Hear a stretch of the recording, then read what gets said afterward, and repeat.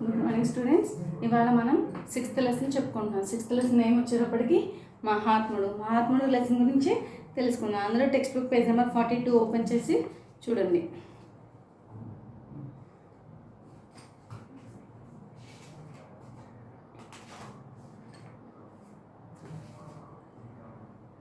మీరు దేనికోసమో వెతుకుతున్నట్లు ఉన్నారు అని అడిగింది ఆమె.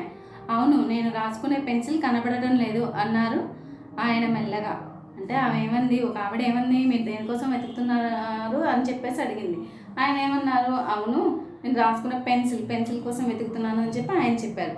అయితే ఈ కొత్త పెన్సిల్ తీసుకోండి అంటూ ఆ పెన్సిల్ చేతికి ఇవ్వబోయింది. అయితే ఆ పెన్సిల్ కనిపించలేదు కదా, ఇంకో కొత్త పెన్సిల్ తీసుకోండి అని చెప్పేసి ఆమె ఇస్తుంది అనమాట. నేను కొత్త పెన్సిల్ కావాలని అడగలేదే అంటూ వెతకడంలో మునిగిపోయారు ఆయన కొత్త పెన్సిల్ అడగలేదు, పెన్సిల్ని వెతుక్కుంటున్నారు, అదే పెన్సిల్ కావాలని. చాలాసేపటికి కాగితాల మధ్య ఆ పెన్సిల్ దొరికింది. అది వేలేడంత కూడా లేదు. దాన్ని చూసాక ఆయన ముఖంలో చాలా సంతృప్తి కనబడింది. తర్వాత ఏమైంది, ఆయనకి ఎక్కడో పుస్తకాల్లో చిన్న పెన్సిల్ ఆయన వెతికే పెన్సిల్ చిన్నది, అది చిన్నదైనా కానీ ఆయన వెతికితే దొరికిందని చాలా సంతోషపడ్డారనమాట ఆయన. ఇంత చిన్న పెన్సిల్కు అంత విలువ ఇవ్వాలా అని అడిగింది ఆమె. పనికొచ్చే ప్రతి వస్తువుకు విలువ ఇవ్వాలి, పడేయకూడదు, దేన్నైనా జాగ్రత్తగా ఉపయోగించుకోవాలి సుమ అంటూ తన పుస్తకంలో రాసుకోవడం మొదలుపెట్టాడు. అది చిన్న వస్తువా పెద్ద వస్తువా అని కాదు, వస్తువుని జాగ్రత్తగా బాధ్యతగా ఉంచుకోవాలని చెప్పేసి దాన్ని ఎక్కడా పడేయకూడదు, జాగ్రత్తగా దాచుకోవాలి, చిన్నదైనా పెద్దదైనా అని చెప్పేసి ఆయన పుస్తకంలో రాసుకోవడం మొదలుపెట్టాడంట. పిల్లలారా, ఈ మాటలు అన్నది ఎవరో తెలుసా?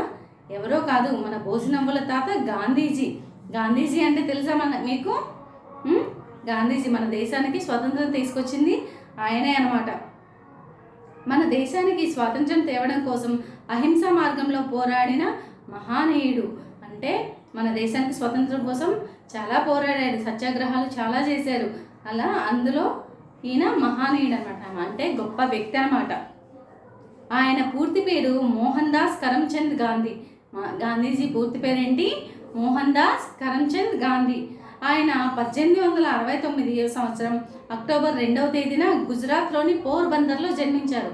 ఎప్పుడు జన్మించారు ఆయన? 1869 సంవత్సరం అక్టోబర్ 2వ తారీఖున జన్మించారు. ఎక్కడ? గుజరాత్లోని పోర్బందర్ అనే గ్రామంలో జన్మించారు ఆయన. ఆయన తండ్రి పేరు కరమ్చంద్ గాంధీ. ఆయన పేరు మోహన్ దాస్ కరమ్చంద్ గాంధీ, ఆయన తండ్రి పేరు కరమ్చంద్ గాంధీ. తల్లి పుత్లీబాయి. వాళ్ళ తల్లిదండ్రులు ఎవరు? ఆయన తండ్రి పేరు కరమ్చంద్ గాంధీ, ఆయన తల్లి పేరు పుత్లీబాయి. ఆయన పేరు మోహన్ దాస్ కరమ్చంద్ గాంధీ పూర్తి పేరు. తల్లి పుత్లీబాయి ప్రతిరోజు గాంధీ గారికి ఎంతో ప్రేమతో కథలు చెప్పేది. ఆయన ఎంతో ఆసక్తితో వినేవారు. గాంధీ గారి ఆసక్తిని ఆయన తండ్రి గ్రహించారు. ఆయన ఒక రోజున శ్రవణ కుమారుని నాటకం అనే పుస్తకాన్ని గాంధీజీకి కొనిచ్చారు. గుడ్డివాళ్ళైన తల్లిదండ్రులకు సేవ చేసిన శ్రవణుని కథ గాంధీ గారిని బాగా ఆలోచింపజేసింది.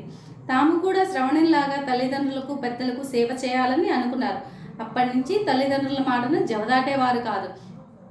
అయితే ఆయనకి కథలంటే చాలా ఇష్టం అంట. రోజు వాళ్ళ అమ్మగారు పుత్లీబాయి గారు మోహన్ దాస్ కరమ్చంద్ గాంధీకి కథలు చెప్తూ ఉండేదన్నమాట. అయితే ఆయన చాలా ఇంట్రెస్ట్గా ఉండేవాళ్ళంట. అది ఒకరోజు వాళ్ళ నాన్న గమనించారు, గాంధీజీ గారి నాన్నగారు గమనించారు. గమనించేందుకు శ్రవణ కుమారుని నాటకం అనే పుస్తకాన్ని ఇచ్చారు. అందులో శ్రవణ కుమారుడు ఏంటి, వాళ్ళ తల్లిదండ్రులు ఇద్దరు గుడ్డివాళ్ళు అనమాట. ఆ గుడ్డివాళ్ళైన తల్లిదండ్రులకి ఆ శ్రవణ కుమారుడు సేవ చేసుకుంటూ ఉండేవాడు అనమాట. ఆ కథ ఆయన్ని బాగా ఆలోచింపజేసింది. అంటే దాని గురించి, ఆ కథ గురించి బాగా ఆలోచించాడు. ఆయన కూడా అలాగే తల్లిదండ్రులకి ప్రజలకి సేవ చేయాలని చెప్పి అప్పుడే అనుకున్నాడు అనమాట. అప్పటి నుంచి గాంధీ గారు వాళ్ళ తల్లిదండ్రుల మాటకి ఎదురు చెప్పేవాళ్ళు కాదు, మాట వినకుండా ఉండేవాళ్ళు కాదనమాట. అలాగే ఒకసారి గాంధీ గారు సత్య హరిశ్చంద్ర నాటకం చూశారు. హరిశ్చంద్రుడు సత్యం కోసం పడిన కష్టాలను నాటకం ద్వారా గాంధీజీకి తెలుసుకున్నారు. సత్య హరిశ్చంద్రుడు తెలుసు కదా, ఎప్పుడు అబద్ధం కూడా ఆడరు ఆయన నాటకాన్ని చూశారనమాట. చూసి ఆయన పడిన కష్టాలని నాటకం ద్వారా చూపిస్తే అది గాంధీజీ గారు తెలుసుకున్నారు ఆ నాటకం గురించి. నాటి నుండి తాము కూడా సత్యాన్నే పలకాలని నిర్ణయించుకున్నారు. సత్యం అంటే నిజం. అప్పటి నుంచి తను కూడా ఎప్పుడూ నిజమే చెప్పాలి, అబద్ధం ఆడకూడదని చెప్పి అనుకున్నారు అనమాట. చిన్నప్పటి ఈ సంఘటనలు గాంధీ గారి జీవితంలో చెరగని ముద్ర వేశాయి. జీవితంలో క్రమశిక్షణ, సత్యం, అహింస మొదలైన మార్గాలను ఆయన అనుసరించారు. ఇవన్నీ ఏంటంటే చిన్నప్పటి నుంచి ఆయన మనసులో నాటుకుపోయాయి అన్నమాట. ఇంకెప్పుడు అబద్ధాలు చెప్పకూడదు, ప్రజలకి సేవ చేయాలి, పెద్దల్ని గౌరవించాలి, ఇలాంటివన్నీ ఆయనలో పడిపోయాయి అన్నమాట. ఎప్పుడూ మంచిగా మాట్లాడాలి, మంచిగా మెలగాలి, క్రమశిక్షణతో ఉండాలి, తప్పు చేయకూడదు అనేవి ఆయనలో బాగా ఉన్నాయి అన్నమాట. ఒక రోజున గాంధీ గారికి వచ్చిన ఉత్తరాలకు ఆయన కార్యదర్శి సమాధానాలు రాస్తున్నాడు. ఒక తెల్ల కాగితం తీసి చింపి రాయబోతున్నాడు. ఇదంతా గాంధీ గారు గమనించారు. కార్యదర్శిని మందలిస్తూ కార్డుతో సరిపోయేదానికి కాగితం ఎందుకు, కవరు అదనపు పోస్టేజీని ఎందుకు వృధా చేయడం అన్నారు. అంటే ఉత్తరం రాయాలంటే కార్డు మీద రాస్తే సరిపోయేది కదా, మళ్ళీ దానికి పేపర్ చించి దాని మీద రాసి అదంతా ఎందుకు వృధా చేస్తున్నాం అని చెప్పేసి ఆయన దగ్గర పనిచేసే ఆయన్ని మందలించారనమాట గాంధీ గారు. పొదుపు విషయంలో గాంధీ గారి దగ్గర మంచి గుణపాఠం నేర్చుకున్నాడు కార్యదర్శి. పొదుపు చేస్తేనే కదా, ఇప్పుడు ఒక వస్తువు జాగ్రత్త చేసుకుంటేనే కదా మనకి ఉండేది. లేకపోతే అది పనికిరాదు అని చెప్పి పడేసామనుకోండి, అది వృధా అయిపోతుంది. ఏదైనా సరే అనవసరంగా వృధా చేయడానికి గాంధీ గారు ఇష్టపడేవారు కాదు. తమకు వచ్చే ఉత్తరాలలో వెనక వైపు ఖాళీగా ఉంటే అక్కడ కూడా రాసుకునేవాళ్ళు. ఉత్తరాలు ముందు వైపే రాస్తారు కదా, వెనకాల ఖాళీ ఉంటే ఆ వెనకాల కూడా రాసుకోవడానికి ఉపయోగించుకునేవాళ్ళు అనమాట, ఇంకొక పేపర్ వేస్ట్ చేయకుండా. అలాగే సబర్మతి ఆశ్రమ భోజనాలయంలో బోర్డు మీద ఆశ్రమ ఆస్తి అందరిది, ఇది ఈ దేశంలో చాలా పేదవాళ్ళ ఆస్తికి భావించారని నేను ఆశిస్తున్నాను అని రాయించారు. అంటే సబర్మతి ఆశ్రమం ఉంది, అందులో భోజనం చేసే దగ్గర బోర్డు మీద ఇలా రాయించారనమాట, ఆశ్రమం ఆస్తి అందరిది, ఇది దేశంలో చాలా బీదవాళ్ళకి అంటే పేదవాళ్ళకి ఆస్తిలాగా భావించాలని చెప్పి ఆయన అనుకుంటున్నారని చెప్పి అక్కడ రాయించారు. ఇంకా అవసరానికి మించి ఉప్పు అయినా సరే వడ్డించుకోవద్దు, అంటే అవసరం లేకుండా ఉప్పు కూడా వడ్డించుకోవద్దు, ఏ చిన్నదైనా వృధా చేయొద్దు అని. ఇప్పుడు మనది అంటే మనం వృధా చేయకుండా జాగ్రత్తగా పొదుపుగా వాడుకుంటాం, పక్కన వాళ్ళదంటే మనం వాడేస్తాం కదా, అలా ఉండకూడదని చెప్పి ఈయన చెప్తున్నారు. నీరు కూడా వృధా చేయకూడదు అని రాసి ఉండేది. ఉప్పు కానీ నీరు కానీ, ఉప్పు నీరు రాశారని చెప్పేసి మిగతాది వృధా చేయాలని కాదు, ఉప్పు నీరుతో సహా ఏదైనా కానీ వృధా చేయొద్దు, అవసరాన్నంత వరకే వాడుకోండి అని చెప్పేసి చెప్తున్నారు అనమాట ఆయన. గాంధీ గారి జీవితంలో తాను నమ్మిన విషయాలను ఆచరించేవారు.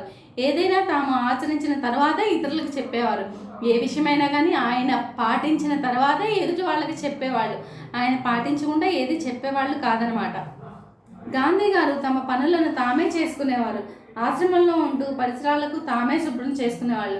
అంటే ఆయన ఆశ్రమంలో ఉండేవారు, సబర్మతి ఆశ్రమంలో. అక్కడ చుట్టుపక్కల ప్రదేశం అంతా ఆయనే ఊడ్చుకొని శుభ్రం చేసుకునేవాళ్ళు అనమాట. తన బట్టలకు కావాల్సిన నూలుని తామే వడికేవారు. ఇప్పుడంటే బట్టలు అంటే షాప్కి వెళ్ళి కొనుక్కొచ్చుకుంటాం, ఆ టైంలో నూలు వడకడానికి యంత్రం ఉండేది. ఆ నూలు వడికే యంత్రంతో ఆయనే బట్టలకు నూలు వడికేవారంట. తమ బట్టలను తామే ఉతుక్కునేవాళ్ళు. బ్రిటిష్ వారు మన దేశాన్ని పాలించడం చూసి స్వతంత్రం కోసం కృషి చేశారు. తమ పోరాటంలో గాంధీ గారు నాయకులను ప్రజలని ఒకే తాటి మీద నడిపించారు. ఆయన మన దేశానికి స్వతంత్రం రావడం కోసం చాలా కృషి చేశారు. అందరినీ ఒకే దారిలో సత్యమార్గంలో నడిపించారన్నమాట. గాంధీ గారికి ఆయన భార్య కస్తూరిబాయి చేదోడు వాదోడుగా ఉండేది.